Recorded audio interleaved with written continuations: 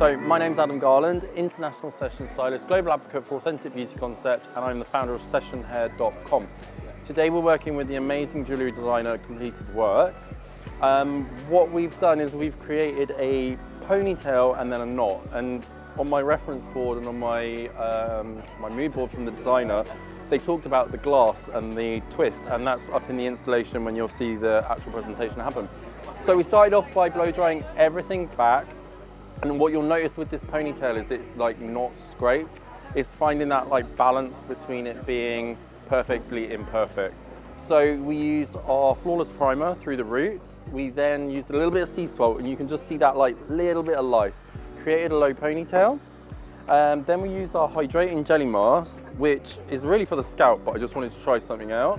We did a bit of a rope twist, and then if you imagine this is down, we folded it back and pulled it through.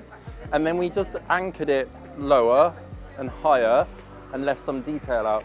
And what we're doing now, just before, we've got this amazing hand and hair cream, which really is amazing. And I'm just gonna bring your head up, darling. So this product isn't gonna leave a greasy residue. So if I use like a wax or a pomade, it's maybe gonna leave too much in the hair.